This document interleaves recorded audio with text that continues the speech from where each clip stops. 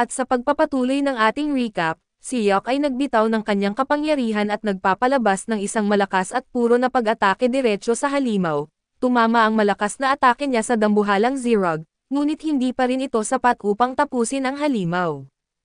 Walang pag-alinlangan si Ren ay gumamit ng isang spell ng kidlat na nagdulot ng matinding pinsala. Mabilis na sinamantala ni Yok ang pagkakataon at tinawag si Marina upang ibigay ang huling dagok. Mabilis na sumugod si Marina at sa tamang tiyempo ay matagumpay niyang tinapos ang halimaw sa pamamagitan ng isang matinding at eksaktong pag-atake at tinagpas ang ulo nito.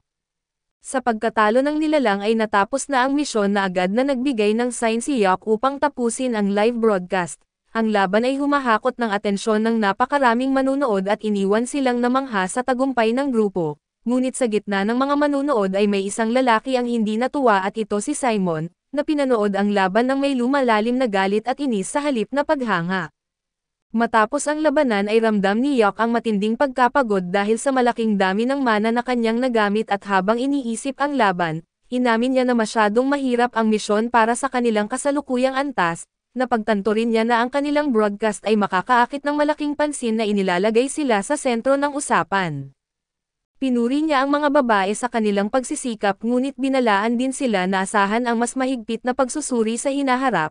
Sa biro ay sinabi ni Ren na may pilyang ngiti na siya rin ay singilin siya sa pagiging tanga at paglalagay sa sarili sa panganib. Sumali rin si Silk na binatikos ang ilan sa mga desisyon ni Yok noong laban. Natatawa namang sinabi ni Yok na tila lahat sila ay nagsanib puwersa laban sa kanya subalit pinaalalahanan niya sila na ang kanilang tagumpay ay bahagyang dulot din ng swerte. Nainis ang grupo sa kanyang biro kaya't iminungkahi niya na hanapin na lang ang tamang balanse sa kanilang pagsusuri, at nangakong rerepasuhin nila ng maigi ang nangyari. Nagpasya silang magpahinga sa tabing dagat at habang inihahanda ni Yok ang tent, pinag-isipan niya ang kanilang pagganap at napansin niya ang mga aspetong kailangang pagbutihin. Kailangan ni Marina ng mas maraming pasensya na dapat magkaroon ng mas mataas na tiwala sa sarili si Ren, at ang sobrang pag-iingat ni Silk ay minsang humahadlang sa kanilang pagsulong. Sa biro na sinabi niyang kung siya ang isang opisyal ng guild at bibigyan niya sila agad ng D-rank na ikinainis naman ng grupo, habang naghahanda ng hapunan at doon ay ginamit ni Ren ang kanyang mahika upang lumikha ng tubig at sinindihan ang panggatong, habang nagluluto ay napaisip si Yok na ang kanilang koponan ay may malaking potensyal at maaaring balang araw ay malalampasan pa nila ang maalamat na Thunderbike. Napangiti siya sa naisip at namamangha kung gaano talaga kahindi inaasahan ang buhay at kung paano niya hindi kailanman inakala na makipagtulungan siya sa isang grupo tulad nito. Kalaunan sa guild ay tinanong ni Marina si Yok kung bakit tila nag-alinlangan ang guild leader na makipagkita sa kanila. Pinag-isipan ni Yok at inisip na marahil ay dahil sa halimaw na kanilang natalo. Ipinaliwanag niya na maaaring mali ang naging pagtukoy sa antas ng misyon na naitalaga ito bilang isang mababang rank kahit na mas mahirap ito sa inaakala. Dagdag pa na maaaring nais magpasalamat ng guild leader subalit posibleng mayroon din itong mga alalahanang gustong talakayin.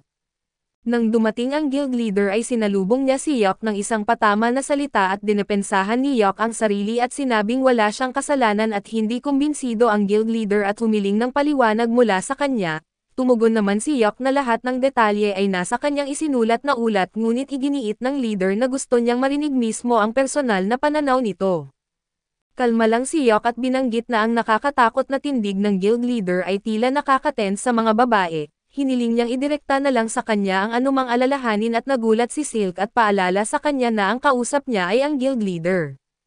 Natawa naman ang leader at napansin na tila hindi na siya kinakabahan na hindi tulad noon. Tinapik niya ito sa balikat ngunit agad itong hinawakan ni Yok at sinabing itigil iyon at ipinapahayag ang kanyang di pagkagusto sa ganoong kilos at pinuna ang asal ng guild leader.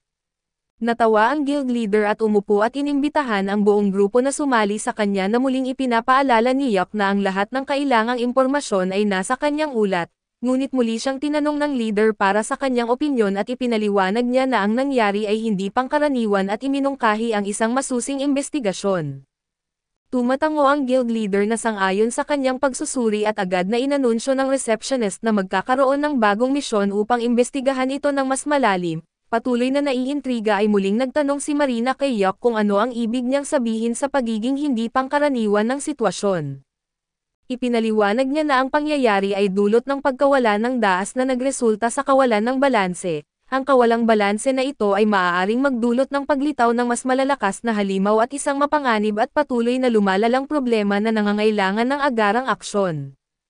Idinagdag ng guild leader na ang buhay ng mga halimaw ay likas na konektado sa mana sa loob ng Diz, ngunit sa ilang bihirang kaso na maaaring maputol ang koneksyon na ito na nagiging dahilan upang makatakas ang mga halimaw mula sa kanilang Diz ng buo. Habang nakikinig ng mabuti at napagtanto ni Yok na ang pangyayaring ito ay maaaring ebidensya ng isang mas malawakang suliraning kumakalat sa mga halimaw, agad na nagtanong si Silk kung maaaring magresulta ito sa pagdami ng mga agresibong halimaw. Nagpahayag naman si Ren ng hinala na maaari pa itong humantong sa isang alon ng kaguluhan na tatama sa buong lungsod, dagdag pa ni Yok kung ang malalakas na nilalang tulad ng Zag ay nakakalaya, maaari itong magdulot ng matinding banta sa buong rehiyon.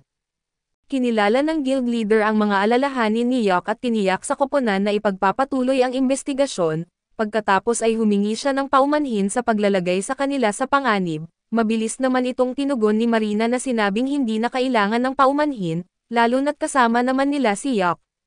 Sumang-ayon si Ren at idiniin na si Yok rin naman ang siyang nakatapos sa halimaw at matapos mapanood mismo ang broadcast, pinuri ng guild leader ang Team Clover para sa kanilang pambihirang pagganap at sa ikinagulat ng lahat, inihayag niya ang kanilang promosyon sa S-rank. Saglit na napuno ng katahimikan ang grupo at nagulat sa revelasyon at bago ito binasag ni Yok na agad na kinwestiyon ang desisyon, ipinaalala niya na inakala niyang mananatiling confidential ang pangyayari at ipinaliwanag ng guild leader na ang promosyon ay nagmula sa isang nagkakaisang desisyon ng iba't ibang sangay ng guild. Dagdag pa niya na nais niyang ipagpatuloy ni Yok ang pagtatrabaho kasama ang koponan upang suportahan sila, lalo na ngayong siya mismo ay na-promote na rin sa A-rank at agad na tumutol si Yok. Sinabing opisyal pa rin siyang nasa B-rank. Ngunit sinagot siya ng guild leader na itinuro na ginamit ni Yok ang Manchurian Rocket spell sa broadcast na isang napakahirap na spell na tanging iilan lamang ang may kakayahang gamitin. Ayon sa leader ito ay malinaw na patunay ng pambihirang kakayahan niya na mula sa sandaling iyon, opisyal nang itinaas ang kanyang ranggo sa A-rank. Iniabot ng guild leader ang isang dokumento upang pirmahan ni Yok na labis niyang ikinagulat at pati na rin ng buong koponan. Kalaunan ay nagdiwang ang grupo sa tavern bilang selebrasyon ng kanilang promosyon, mataas ang sigla ng lahat habang binabati ang isa't isa. Inilahad ni Yok ang kabuuang kita mula sa misyon at ibinigay ang supot ng ginto kay Silk upang tiyakin ang halaga. Nang buksan ito ni Silk na laking gulat nilang lahat sa malaking halaga ng ginto na nasa loob, namangha si Ren sa laki ng kanilang kinita at ibinuhos ni Silk ang laman ng supot sa mesa. Kasama ng mga barya at isang maliit na sulat ang bumagsak at pinulot ito ni Silk at iniabot kay Yok. Matapos basahin ito ay napagtanto ni Yok na isa na naman itong paghingi ng paumanhin mula sa guild leader, kasama ang isang pilak na barya bilang tanda ng pagpapahalaga at napatawa si Yok at napansin na tila hindi pa rin nagbago ang guild leader. Dinagdag niya ang pilak na barya sa kanyang koleksyon at habang patuloy na nagdiriwang ang buong grupo, sinimulan nilang bilangin ang pera at sa labis na kasiyahan ay masiglang inanunsyo ni Silk na sa wakas ay naabot na nila ang kanilang pinansyal na layunin. Sa sobrang tuwa na hindi sinasadyang nayugyog ni Marina ang mesa na dahilan upang kumalat ang mga barya sa paligid, habang tinutulungan nilang tipunin ang pera at kinumpirma ni Silk na sapat na ang kanilang ipon upang makamit ang matagal na nilang pinaghihirapan. Nagpasalamat siya kay Yok na binabanggit na siya ang pangunahing dahilan ng kanilang tagumpay, mapagkumbabang sumagot siya na bilang kanilang pinuno ay tungkulin niyang tulungan silang maabot ang kanilang mga pangarap. Lumapit si Ren kay Yok na may kuryosidad sa mukha at nagtanong tungkol sa kanyang sariling pangarap, ipinaliwanag niya na natupad na ng koponan ang kanilang mithiin kaya't oras na upang pagtuunan ng pansin ang mga ambisyon ni Yok upang matulungan din nila itong makamit. Saglit na natahimik si Yok bago isiniwalat ang kanyang matagal nang hangaring marating ang pinakamalalim na palapag ng colorless dust. Nagulat ang grupo at saglit na napipi ang tatlong babae at nagpatuloy si Yok sa pagpapaliwanag na ang colorless dust ay kilala rin bilang Abyss Gate. Patuloy pa ring iniisip ang kanyang sinabi na nagkomento si Ren na ayon sa kwento ang Abyss Gate ay isang lagusan patungo sa underworld. Nilinaw ni Yok na hindi lang ito basta isang lagusan, ito ay kakaiba at ang tanging daas na nakumpirmang umiiral sa iisang eroplano, na siyang nagpapaiba rito sa lahat ng iba pang daas. Muling nagtanong si Ren na kung balak ba talagang tumawid ni Yok sa lagusan, Ipinaliwanag niya na hindi niya nais tumawid kundi gusto lamang niyang makita mismo ang walang hanggang mundo sa kabila gamit ang kanyang sariling mga mata. Ibinahagi niya ang isang personal na kwento tungkol sa kanyang tiyuhin na minsang sinubukan na sakupin ang colorless dust subalit nabigo. Sa paglipas ng mga taon ang mga kwento ng kanyang tiyuhin ay hindi lang nagbigay inspirasyon kay Yok na naging isang malalim at personal na adhikain ito para sa kanya. Nauunawaan ang lalim ng determinasyon ni Yok at buong tapang na idineklara ni Marina na sasamahan nila siya sa pagpunta sa Abyss Gate at ibo-broadcast pa ang kanilang paglalakbay. Nagbigay siya ng babala at ipinaliwanag niyang hindi magiging madali ang landas na kanilang tatahakin. Sinabi niyang upang subukan ang ganitong misyon na kakailanganin nila ang pag-aproba ng gobyerno at ang suporta ng isang A-rank na koponan. Sa matinding determinasyon at doon ay sinabi ni Ren na handa siyang gawing susunod nilang layunin ito. Sang-ayon si Silk na sinasabing napakagandang pangarap ni Yok, buong sigasig na nangako si Marina na magsisikap upang maisakatuparan ito. Sabay-sabay nilang itinaas ang kanilang mga baso at nagkakaisa sa kanilang bagong pangarap at sabay na nagpahayag, gawin natin ito at nagpatuloy ang kwento sa isa pang misyon kung saan ang Team Clover ay nagpakita ng perpektong koordinasyon. Ginamit ni Silk ang kanyang kakayahan upang pigilan ang isang halimaw at habang nagbitaw naman si Ren ng lightning spell na nagdulot ng malaking pinsala, si Yok naman ang tumapos sa halimaw gamit ang isang makapangyarihang spell. Pagbagsak ng halimaw ay nagpasalamat si Yok sa mga manunood sa pagsubaybay sa kanilang live broadcast, na ipinalabas sa iba't ibang screen sa buong lungsod at samantala sa ibang lugar ay pinanood ni Simon ang broadcast, habang nag-uumapo ang kanyang inis. Hindi niya matanggap kung paano nagawang sumikat ng mabilis ni Yok na dating mahina, at makilala bilang isang dakilang mandirigma at patuloy ang kanyang pagdududa, iniisip kung paano naging tanyag si Yok sa kabila ng kanyang kahinaan. Sinubukan na mapakalma ni Barry si Simon at binabanggit na malinaw naman ang paglakas ni Yok at ang mga bali-balita tungkol sa kanya ay totoo, ngunit hindi pa rin mapakali si Simon at nagrereklamo tungkol sa sunod-sunod na pagkatalo at kabiguan ng Thunderbike sa kanilang mga misyon. Isinisi niya ito sa mga bagong recruit at saka nagtanong tungkol sa pagkawala ni Jaime at sa malayo. Si Jaime naman ay tahimik na nanood ng broadcast ng Clover at bakas sa kanyang mukha ang kalungkutan. Balik sa base ng Thunderbike ay iminungkahi ni Barry na subukan nilang ibalik si Uke sa kanilang grupo. Sumang-ayon si Kayla at binabanggit na bumaba ang antas ng tagumpay ng Thunderbike mula nang umalis si Yok at na siya ay palaging mahalagang bahagi ng kanilang koponan, kahit may pag-alinlangan ay inamin ni Simon na naging malaking tulong nga si Yok sa kanila noon sa kabila ng kanyang kakaibang mga ugali. Nagmungkahi si Barry na aalukan si Yok ng mas malaking bahagi sa kita at maging bawasan ang parte ni Jaime dahil sa kakulangan nito ng kontribusyon, bagamat mabigat sa loob ay napilitan si Simon na sumang-ayon na iniisip na kailangan nilang kumilos bago maging huli ang lahat.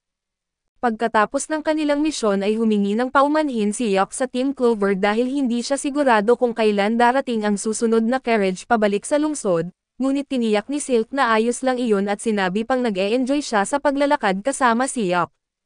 Dagdag pa ni Ren na gustong-gusto nilang marinig ang mga kwento ni Yok at pabirong sinabi na may potensyal itong maging makata. Iminungkahi ni Silk na pumunta na sila sa guild upang kunin ang kanilang gantimpala. Tinanong naman ni Marina kung nandoon si Mummer at ang receptionist ng guild. Naging interesado si Yok at nagtanong kung bakit nais malaman ito ni Marina subalit iniwasan niya ang tanong at nagkomento na lang tungkol sa pagiging malapit ni Yok kay Mummer. Ipinaliwanag niya na matagal na niyang kilala si Mummer mula pa noong nagsisimula pa lamang siya bilang adventurer at na siya ang pinaka-veteranong receptionist sa guild. Biniro niya na ang mga matatandang adventurer ay maraming kwento tungkol kay Mummer. Nang muling tanungin ni Yok kung bakit binanggit ni Marina si Mummer at nagulat si Marina at hindi agad nakasagot, dahilan upang tuksuhin siya ni Ren na nagseselos, hindi mapigilan ni Marina ang pamumula ng kanyang pisngi habang mariing itinanggi ang paratang. Pagdating nila sa guild ay nilapitan si Yok ni Simon na may tila magiliw na anyo at iniwan muna niya ang kanyang koponan sa loob habang nakikipag-usap siya kay Simon, na inimbitahan siyang uminom kasama ito at tumanggi si Yok sa alok at binanggit ang matinding pagkapagod mula sa kanilang misyon sa Daas. Dahil dito ay inilahad ni Simon ang kanyang tunay na layunin na hinihikayat niyang bumalik si Yok sa Thunderbike, inaalala niya ang kanilang pangarap noong bata pa sila at ang marating ang Abyss Gate at iginiit na hindi nila ito magagawa nang wala siya, idiniin niya na tanging isang A-rank na koponan lamang ang makakakuha ng kinakailangang pag-aproba mula sa gobyerno. Lumapit si Simon na tila sinusubukang gamitin ang kanilang nakaraan upang muling makuha ang tiwala ni Yok, kaso hindi siya natinag at itinulak niya si Simon palayo at ipinahayag ang matibay niyang paninindigan na wala siyang interes na bumalik sa Thunderbike. Sa pagkadismaya ay inakusahan siya ni Simon ng pagtalikod sa dating koponan at tinanong kung wala siyang nararamdamang pagsisisi, ngunit malamig lamang na ipinapaalala ni Yok kung paano minsan ay sinabi ni Simon na hindi naman naapektuhan ang Thunderbike sa kanyang pag-alis. Sa huli ay inamin ni Simon na dumaan sa maraming pagsubok ang kanilang koponan matapos siyang umalis, ngunit patuloy pa rin niyang iginiit na may utang na loob si Yok at dapat siyang bumalik at di niya nagustuhan ang tono ni Simon lalo na ang tila ipinaparamdam nitong obligasyon. Matapang niyang binanggit kung paano siya hindi nirerespeto noon at itinuring lamang bilang isang kasangkapan sa kanilang tagumpay, sa matibay na paninindigan ay ipinahayag niyang hindi na siya kailanman babalik sa Thunderbike. Dahil dito ay nag-alab ang galit ni Simon na inakusahan si Yok na nagpapadala lamang sa pang-uudyok ng kanyang bagong koponan, ngunit sa halip na sumagot ng may emosyon at mahinahon ngunit matalas na itinama niya ang sitwasyon, sinasabing ang Thunderbike mismo ang nag-take advantage sa kanya noon. Matapos ang huling sagot niya ay tumalikod siya at pumasok sa guild bumalik sa Team Clover, naiwang galit si Simon at sumisigaw na pagsisisihan ni Yok ang kanyang desisyon, sa loob ng guild ay sinalubong siya ng kanyang mga kasama na inamin na narinig nila ang buong usapan. Tinanong ni Marina kung kailanman ay babalik pa siya sa Thunderbike ngunit matibay ang kanyang sagot na hindi na at dahil sa kanyang sagot, dama ang matinding ginhawa kay Marina na agad siyang niyakap ng mahigpit, hindi niya maitago ang emosyon at habang mahinahon na umaasa na hindi na sila muling magkakahiwalay. Bagamat bahagyang hindi komportable ay hiniling ni Yok kay Marina na lumuwag ang yakap nito, tiniyak niya sa koponan na mananatili siyang kanilang pinuno at kailanman ay hindi sila iiwan at ang kanyang mga salita ay nagbigay ng saya at ngiti sa buong grupo. Binanggit ni Ren na kailangan niyang isumite ang kanilang ulat sa misyon, habang masiglang iminungkahi ni Marina na magdiwang sila bilang selebrasyon ng kanilang tagumpay, ngumiti si Yok at sinang-ayunan na magandang ideya ang isang inuman. Sa mapaglarong kilos ay itinulak ni Marina si Yok paharap at hinihimok siyang dalhin ang mga ulat kay Mummer, habang naglalakad ang grupo papunta sa guild's reception area ay ramdam ang kanilang mas matibay na samahan kaysa sa dati. Kaso dito muna matatapos ang recap natin sa anime na ito, salamat sa inyong panonood hanggang sa muli.